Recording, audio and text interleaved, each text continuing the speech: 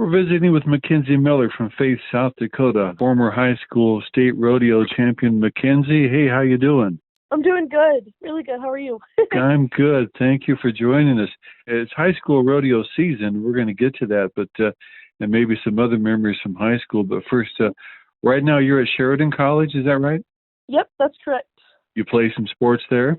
Yeah, I actually transferred a semester to play basketball and volleyball for them. So I'll be going back in the fall to play.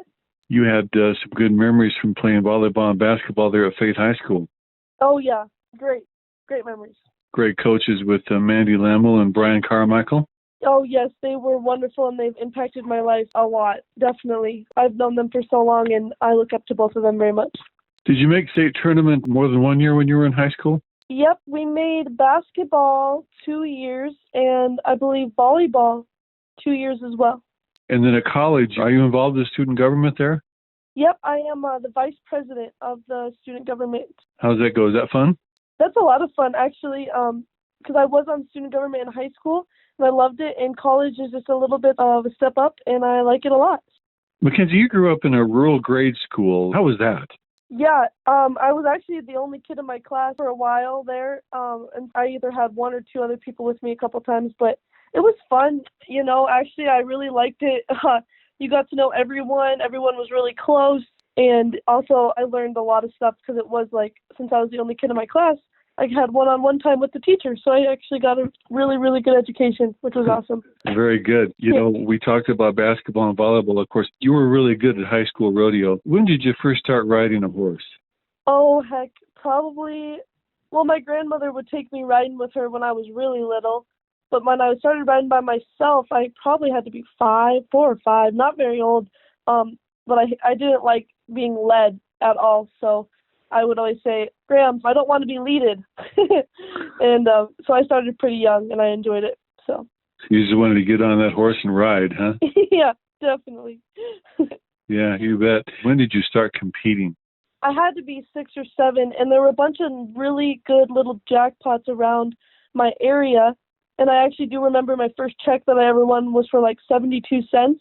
And I just remember that vividly as being like the best day of my life because I was like, whoa, Graham, look, I got my first check. And of course, at the time, I didn't understand money or anything really like that, but I was super excited. And so, yeah, I just remember that a lot. And we went to jackpots, and I'd barrel race and pole bend and all that kind of good stuff. You have quite a few accomplishments in high school rodeo. Some, yeah. State champion last year? Yeah, state champion goat tire, actually. That was pretty fun. Being a state champion, you're obviously going to go to nationals. Mm-hmm. And then you had some great times, fast times in nationals, too. Yeah, yep. The second round, I did get 4th, and that was actually pretty fun to be out there with those girls. They were a very talented group, and, yeah, I felt honored to be there and be able to compete with them. Had a fast time in goat tying and breakaway roping, right? Yep. At the state, I did have the fast time in the goat tying and the breakaway roping, yeah. And for all these events, even pole bending, you need a smart, fast horse, right? Totally, 100%. Tell us about your horse.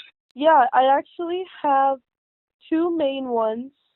My first one would be, his name's King. He's my breakaway and goat horse. He's very spoiled, and I don't really care. He's the best. He does his job every time. Very reliable, and he does exactly what I ask him to do, and he knows when it's time to go. He's ready. I just love that horse. He's amazing.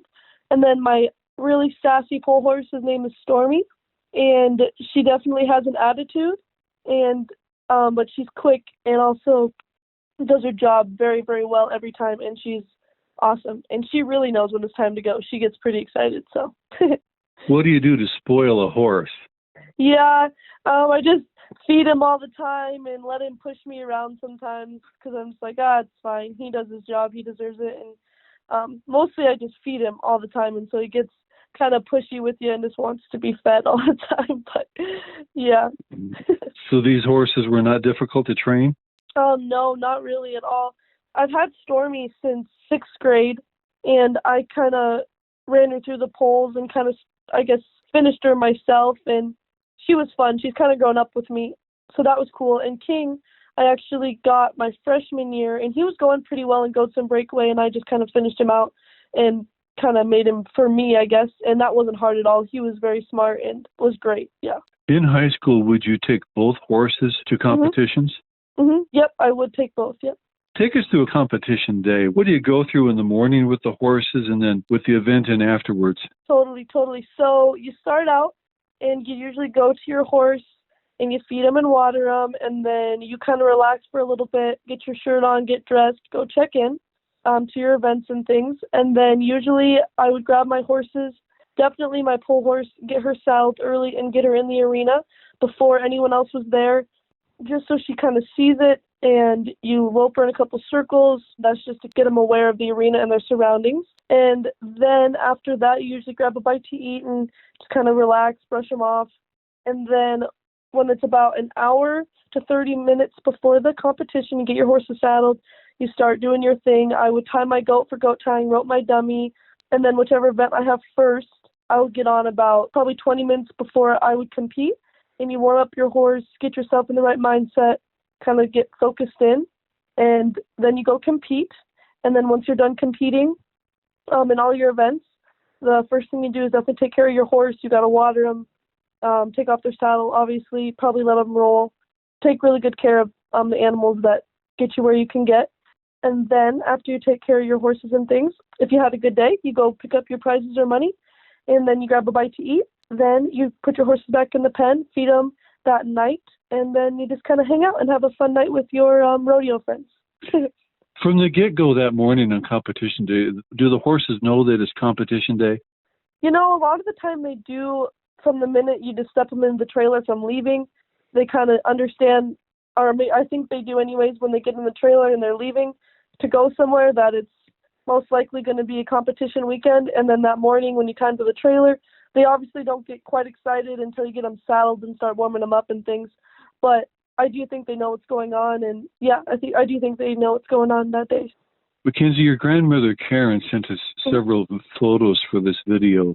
Did your grandparents inspire you to achieve your goals? 100%. Actually, they're great inspiration, and they support me with all my endeavors.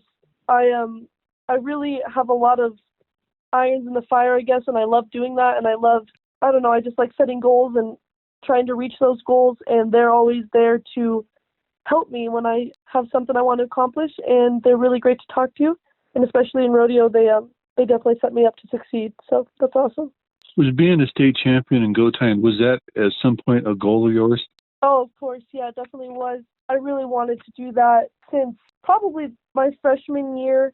Obviously, everyone wants to be the state champion, but definitely my senior year when I came into high school rodeo, I knew that was one of my goals, and I was going to put in the work for it, and hopefully that would pay off in the end. And I was fortunate enough, by God's grace, that it did pay off for me, and it was awesome.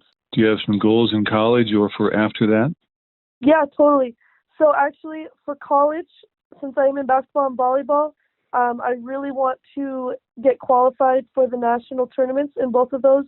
We have a really, really good team, both volleyball and basketball, and we have a great chance of actually setting some records and breaking some records, actually. So I'm so excited for that, and I'm going to work really hard in the off season. And I guess this is kind of off topic, but I also have this part-time job that I'll be working during college, and it's like a marketing thing, and I do want to keep building up in that company and getting promotions and things. Probably another goal after college with rodeo is I would love to go to the American and rope there, as well as roping at the Cheyenne Frontier Days. I think that would be amazing. And yeah, those are a couple. Yes, good luck in all those endeavors, you bet. Thank you. Mikenzy Miller from Faith, South Dakota. Mikenzy, it's been our privilege to visit with you here at Black Hills TV. Of course. Thank you so much for having me.